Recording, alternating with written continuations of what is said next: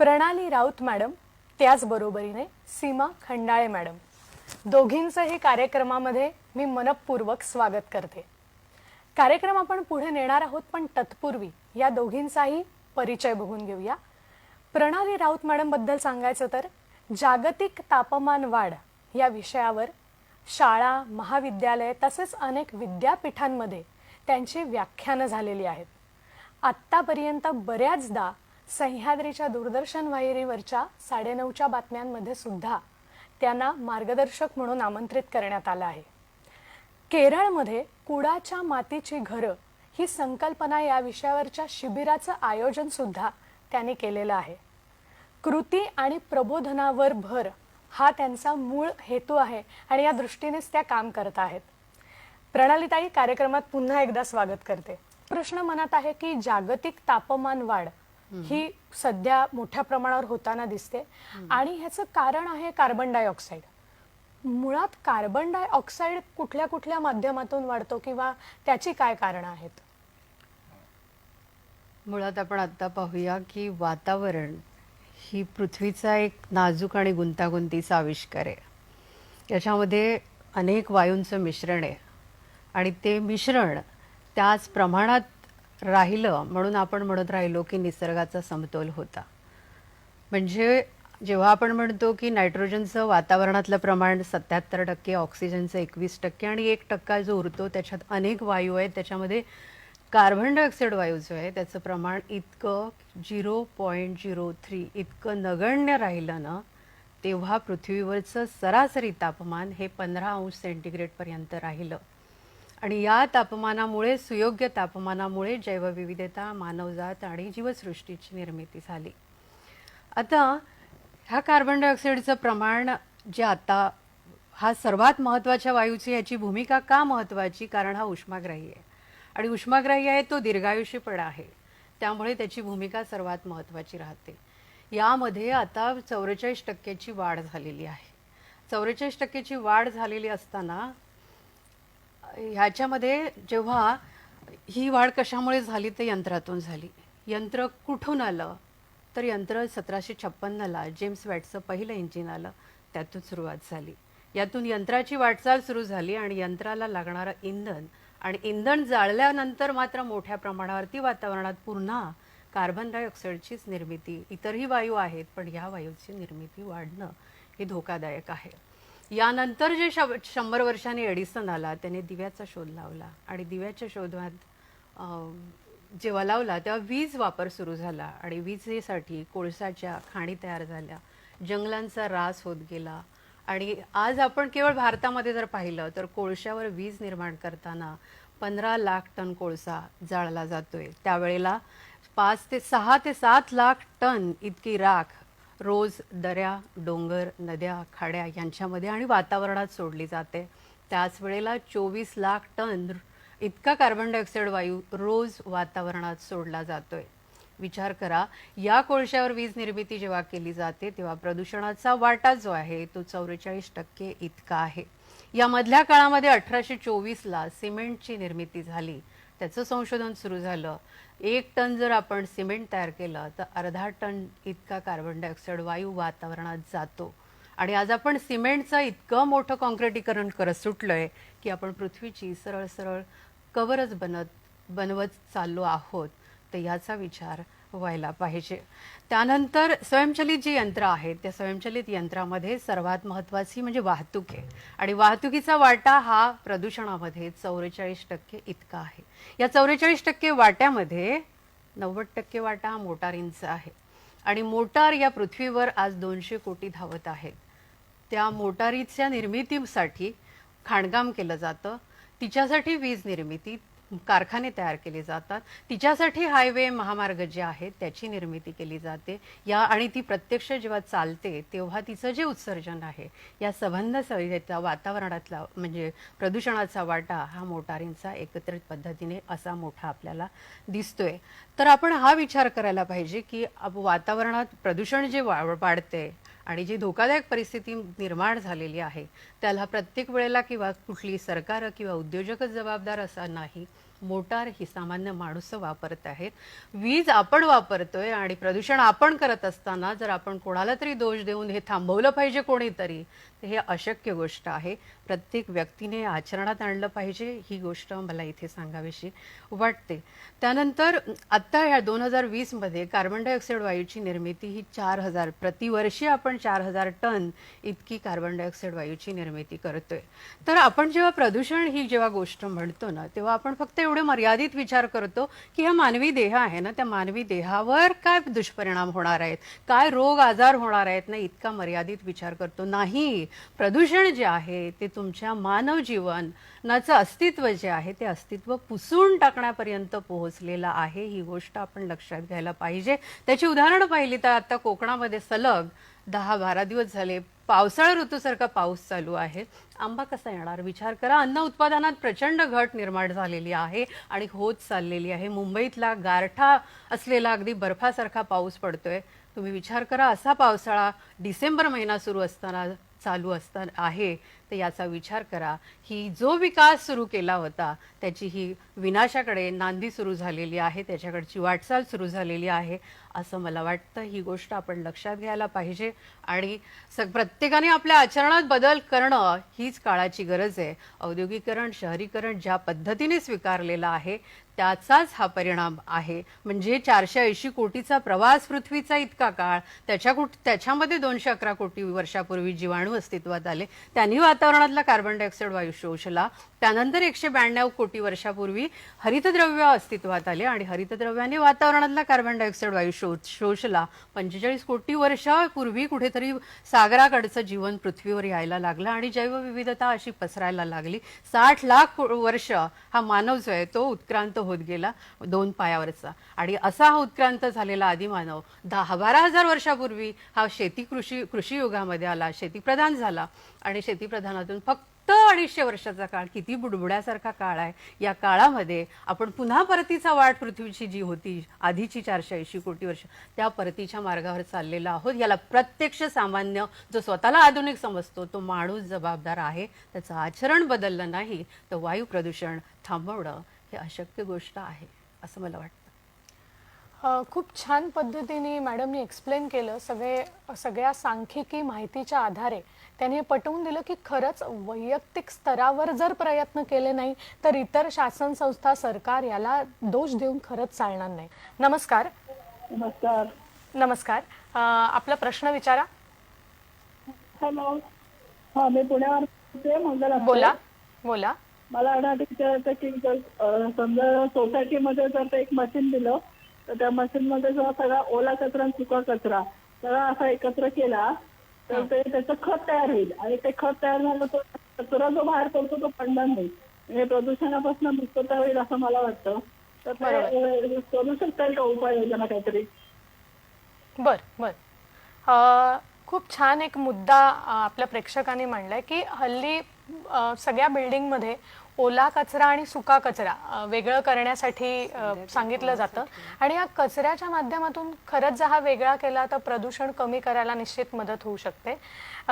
तर मला प्रणालीताईंकडे यावंसं वाटतं की घनकचरा व्यवस्थापन आणि प्रदूषण हा जर आपण संबंध म्हणायचा झाला तर हा कसा आहे किंवा या उपायामुळे कसं प्रदूषण कमी होऊ शकेल?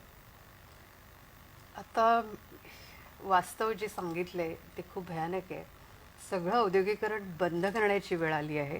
आपण छोटे म्हणजे पृथ्वीला जर तुकड्या तुकड्यात पाहून आपण आपल्याला जेवढं समजतं तेवढ्यात जर आकलन घेऊन आपण जर आता त्याच्यावरती उपाययोजना करायला गेलो तर वेळ उरलेला नाही. ही गोष्ट पहिली लक्षात घ्या. पण तुम्ही जे काही करत असाल त्यात घनकचरा व्यवस्थापन हे पण एक महत्त्वाची गोष्ट आहे.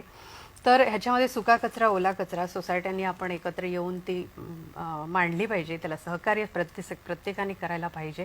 आणि जर विभाग असेल थोडासा सोसायटींच्या समोर तर झाडं वगैरे अशा पद्धतीची लावली तर ओल्या कचऱ्याचं विभाजन करून त्याचं विघटन, म्हणजे ते थर आता आपण सगळीकडे त्याची प्रात्यक्षिकं पाहतोय तर त्याच्यावरती थर दिले, त्याच्यामध्ये जीवाणू त्याचं विघटन करत असतात वातावरणातील. त्यानंतर जर गांडूळ त्याच्यात 2-4 असले तर त्यांचं प्रमाण अफाट असतं, तर ते नांगरणी करून त्यातला जो दुर्गंध आहे तो काढून घेतात आणि अगदी अक्षरशः सुगंध पसरवतात, म्हणजे गांडुळाच्या विष्ठेला सुगंध आहे. तर या पद्धतीने असा कचऱ्याचं विभाजन करून तुम्ही खताची निर्मिती करू शकतात आणि सुका कचरा जो काही असतो तो पुन्हा रिसायकलिंगसाठी पाठवू शकतो. पण मी तर म्हणेन की हे छोट्या गोष्टी करायला माझं ठाम मत आहे की इतक्यापर्यंत मर्यादित राहू नका. तुमची मुलं बाळं धोक्यात आलेली आहेत. तुम्ही आता मी कुठेही गेला ना की मला विचारलं जातं तरी लहान मुलांचं प्रशिक्षण, त्यांना शिबिर घेतली पाहिजे, त्यांना समजावलं पाहिजे अरे लहान मुलांचा दोष नाही आहे. लहान मुलांकडे काय आहे, त्यांच्याकडे करन्सी नाही आहे.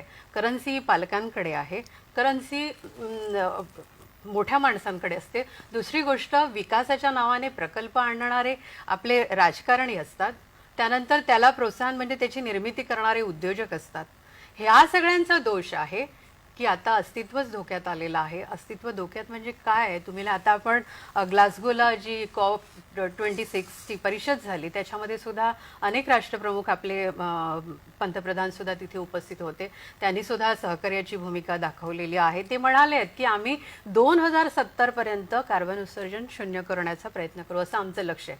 2070 नाही, पण हे आकलन फार तोकडे आहे की 2000 म्हणजे आता मी पॅरिस करार जो झाला डिसेंबर 2015ला त्याच्यामध्ये 196 राष्ट्रप्रमुख एकत्र येऊन पॅरिसला ही एक ऐतिहासिक करार करतायत की पृथ्वीचं सरासरी तापमान जे 2000 म्हणजे 1756च्या तुलनेत यंत्र यायच्या आधी या गोष्टीचा विचार केला तर 1756च्या तुलनेपासून आपल्याला पृथ्वीचं सरासरी तापमान हे 2 अंश सेंटीग्रेड पेक्षा वाढता कामा नये. जेव्हा की डिसेंबर 2015ला हा करार झाला तेव्हा पृथ्वीचं सरासरी तापमान हे 1.2 अंश इतकी आपण वाढ केलेली होती आणि पॅरिस करार झाला. पॅरिस करार म्हणतोय की मानवजात आणि जीवसृष्टी वाचवायची आहे म्हणून. आणि जेव्हा की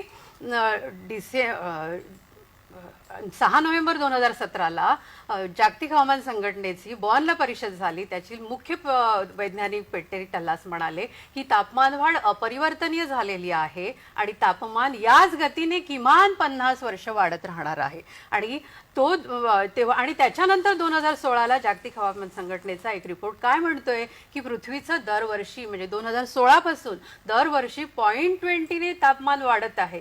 तुम्ही विचार करा, दरवर्षी पृथ्वीचं 0.20 म्हणजे 5 वर्षामध्ये 1 अंश सेंटीग्रेड पृथ्वीचं तापमान ही अभूतपूर्व वाढ पृथ्वीच्या इतिहासात कधीही झालेली नाही. याचा अर्थ सरासरी तापमानाचा जो जागतिक हवामान संघटनेने 2021चा रिपोर्ट आला त्यांचा की आपण ते क्रॉस केलं 2021 ऑगस्टमध्ये 1 अंश सेंटीग्रेड. याचा अर्थ आपण 2 अंश सेंटीग्रेडच्याही पुढे चाललो. याचा अर्थ निष्कर्ष काय निघतोय की मानवजात, तुम्ही विचार करा की 5 वर्षामध्ये 1 अंश, पुढच्या 5 वर्षांमध्ये 1 अंश, तुम्ही विचार करा 2030 पर्यंत आपण 3 अंश सेंटीग्रेड पर्यंत जातोय. याचा अर्थ पृथ्वीचं सरासरी एवढं जेव्हा तापमान होतं तेव्हा शहरांचं हे 10 ते 20 ते कुठे 40 अंश सेंटीग्रेड पर्यंत भूभागाप्रमाणे बदलत जातं. आणि त्याप्रमाणे वणवे, अवर्षण हे आपण प्रात्यक्षिक बघतो, हिमनग वितळणं, त्याचे महापूर येणं सतत पाहतोय. आज आपण पाहतोय की मुंबईतला हा जो पाऊस येतो हे सगळे त्याचे परिणाम आहेत. याचा विचार करायला पाहिजे.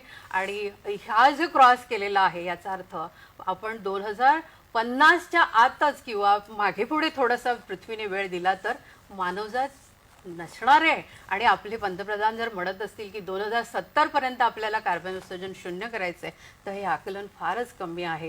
ही गोष्ट आपण लक्षात घ्यायला पाहिजे. आणि पर्यावरणाचं संवर्धन केलं जातं म्हणून महाराष्ट्राला यावर्षीचा पुरस्कार आंतरराष्ट्रीय स्तरावरचा मिळतो. आम्ही पुरस्कार घेतो तेव्हा मात्र सागरी रस्ता, मेट्रो सारखे प्रकल्प इथे राबवले जातात आणि भयान पद्धतीचं कार्बन उत्सर्जन निसर्गामध्ये वातावरणामध्ये सोडलं जाते. तर केवळ पुरस्कार मिळाला म्हणून आपण पर्यावरणाचं किंवा संवर्धन करतोय ह्या जर भ्रमात राहूच असेल तर आपला हा भ्रम आहे. ही गोष्टही आपण तेवढीच लक्षात घ्यायला पाहिजे. आणि आता जे आपण म्हणतो की याच भाषणांमध्ये पंतप्रधान म्हणत आहेत की आपल्याला लहान मुलांचं प्रबोधन करायला पाहिजे. लहान मुलांचं नाही, तितकं आपल्याकडे आता वेळच नाहीये. उद्योजक म्हणजे विकासाचे प्रकल्प जे आहेत त्याची घोषणा करणारे पंतप्रधान आहेत, राज्याचे मंत्री आहेत, त्यांनी ही गोष्ट विचारात घ्यायला पाहिजे की त्यांचंच अस्तित्व आता धोक्यात आलेलं आहे. तुमची पिढी आता नसणार आहे.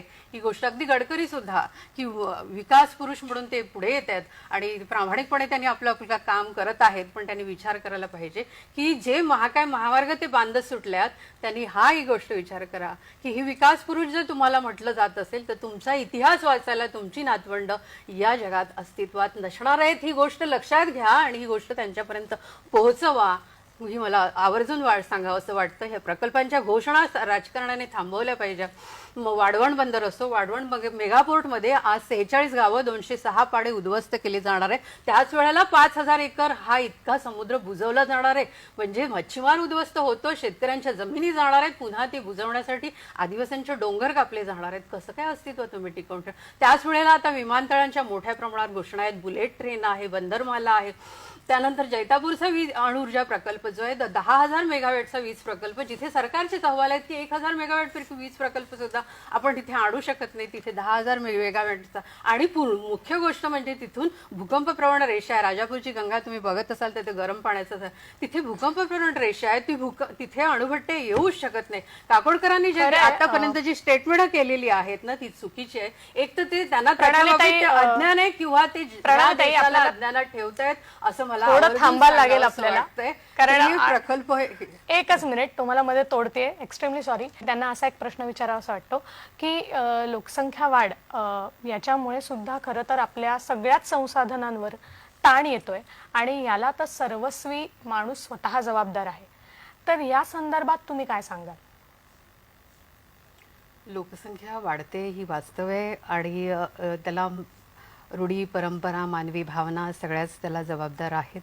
त्यानंतर वैद्यकीय शाखेने जर मृत्यूदर कमी केला तर जन्मदर कमी करण्याचा प्रयत्न भारतीयांनी करायला पाहिजे होता आणि तो आता केला. कारण 10 दिवसापूर्वी एक रिपोर्ट आला की जन्मदर भारतीयांचा स्थिर झाला. म्हणजे आता भारताची लोकसंख्या वाढणार नाही, हे आता हे नक्की झालेलं आहे. मुद्दा हा होतो की लोकसंख्या म्हणजे एखादा माणूस जन्माला आला म्हणून काही वातावरणात खूप काही बिघाड होणार आहे असं नाही आहे. पण एखादी मोठा जन्माला आली तर मात्र ती निसर्गाचा, पृथ्वीचा विध्वंस करत सुटते. तर मुद्दा हा की लोकसंख्या जगते कशी, लोकसंख्या आहे पेक्षा लोकसंख्या जगते कशी. वर्ल्ड इकॉनॉमिक फोरमचा एक रिपोर्ट आहे की जगाची लोकसंख्या ही 20% लोक ही पृथ्वीची 80% संपत्ती वापरतात, म्हणजे त्यांची मालकी आहे. 20% लोक 80% वापरत आहेत. तुम्ही विचार करा. आणि या 20%मधला 1% जो आहे तो 60% संपत्ती वापरतोय. मग ती 60% संपत्ती वापरतं म्हणजेच तो निसर्गाचा प्रचंड नाश करतोय. त्यानंतर उरलेले 80% लोक जे आहेत ते 20% पृथ्वीची संपत्ती वापरतात, ते पण या अर्थव्यवस्थेमध्ये आलेले लोक. याच्या पलीकडे प्राथमिक गरजा ज्या आहेत त्या अन्न, वस्त्र, निवारा करणारे मच्छीमार आहेत, आदिवासी आहेत, शेतकरी आहेत, जे साधेपणाने राहतात, केवळ पृथ्वीकडून प्राथमिक गरजा पूर्ण करण्या एवढंच करतात, ते लोक, ह्या म्हणजे लोकसंख्या आपण जबाबदार म्हणतो ते कुठे जबाबदार आहे? याही पलीकडे फक्त केवळ माणूस म्हणून म्हणजे प्राणी म्हणून जगणारी पण अंदमानचे आदिवासी आहेत, जारवा लोक आहेत, ॲमेझॉनचे आदिवासी लोक आहेत. हे तर केवळ फक्त मूलभूत गरजा प्राण्यांसारखे हवा, पाणी, अन्न इतकंच घेतात. मग हे लोक जबाबदार आहेत का? मग लोकसंख्या अशा पद्धतीचे वाढते हा पृथ्वीचा मुद्दा नाही. लोकसंख्या कशा पद्धतीने जगते, कुठल्या आधुनिक पद्धतीने जगते आणि आधुनिकीच्या नावाखाली ती पृथ्वीचा, निसर्गाचा केवढा नाश करते याच्यावर विनाश अवलंबून आहे. म्हणून याचं प्रदूषण म्हणा किंवा संसाधनं जी आपण म्हणतो त्याला लोकसंख्या जबाबदार नाही. हा मुद्दा इथे स्पष्ट होणं फार गरजेचं आहे असं मला वाटतंय. आता पुढचं तुम्ही मला काहीतरी प्रश्न मी असं विचारत होते की मग याला आपण कुठल्या पद्धतीने आपल्या सवयीत बदल करू शकतो की आपण हेच आहे की आता 250 वर्षाचं जे यंत्रयुग आलं, या यंत्रयुगात युरोप अमेरिकेपासून जे जग तयार होतं तशा पद्धतीने 250 वर्षापूर्वीच्या काळात जाण्याची आत्ता गरज आहे. आणि भारत जो होता 50-60 वर्षापूर्वीचा जो, त्या जगातच त्या काळात जाण्याची अत्यावश्यक गरज आहे.